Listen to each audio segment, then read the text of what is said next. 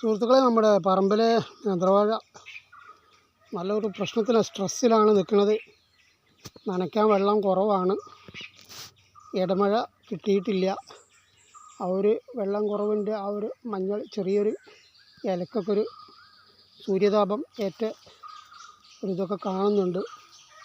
മൊത്തത്തിൽ നോക്കുകയാണെങ്കിൽ ക്ഷീണമാണ്.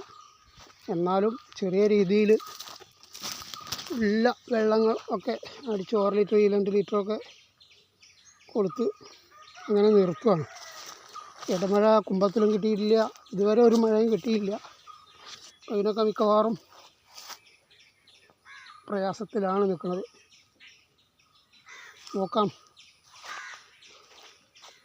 ഇതിൽ നമുക്ക് പഠിക്കാനുള്ളൊരു പാഠം, നമ്മൾ മഴയെ ആശ്രയിച്ചുകൊണ്ട് മാത്രം കൃഷി മുന്നോട്ട് കൊണ്ടുപോകാൻ കഴിയാത്തൊരവസ്ഥയാണ് മൊത്തത്തിലുള്ളത്. കാലാവസ്ഥാ വ്യതിയാനം, മറ്റു പ്രശ്നങ്ങൾ, ചൂട് കൂടി ഇനിയും 2 ഡിഗ്രി വരെ ചൂട് കൂടും എന്ന് പറയുന്നുണ്ട്.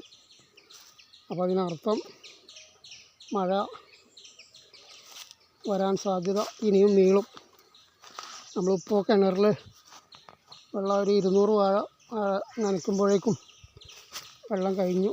പിന്നെ അത് വീണ്ടും പിറ്റേ ദിവസത്തേക്ക് വരികയാണ്.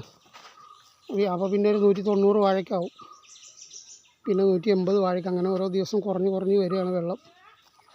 മൊത്തത്തിൽ ഇപ്പോൾ നമ്മൾ വളമൊന്നും ചെയ്തിട്ടില്ല. വളം ചെയ്യാത്തത് നന്നായി.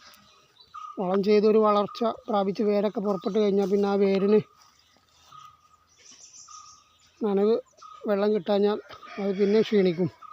ഇതിപ്പോൾ ഉള്ള രീതിയിൽ ഇങ്ങനെ പിടിച്ചു നിന്നൊക്കെയാണ്.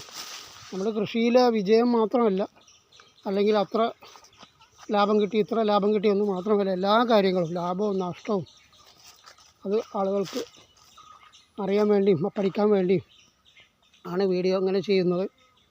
അപ്പോൾ വാഴയുടെ ആ ഒരു കൃഷിയൊക്കെ ചെയ്യുമ്പോൾ ഉണ്ടാകുന്ന പ്രയാസങ്ങളും മറ്റു മഴയൊന്നൊക്കെ കിട്ടാഞ്ഞാൽ, മഴ കിട്ടിക്കഴിഞ്ഞാൽ നിസ്സാരമാണ്. പക്ഷെ അത് കിട്ടാഞ്ഞാലുള്ള പ്രയാസം ഭയങ്കരമാണ്. അപ്പോൾ എല്ലാവരും മഴയ്ക്ക് വേണ്ടിയൊക്കെ പ്രാർത്ഥിക്കുക. എല്ലാ ആളുകൾക്കും നമ്മൾ എത്ര നനച്ചിട്ടും കാര്യമില്ല. മഴ കിട്ടി, 2 ഇടമഴ കിട്ടി, ഭൂമി ഒന്ന് തണുത്താൽ അതിൻ്റെ ഗുണം വേറെ തന്നെയാണ്. അത് ദൈവത്തിൻ്റെ ഒരു അനുഗ്രഹം തന്നെയാണ്.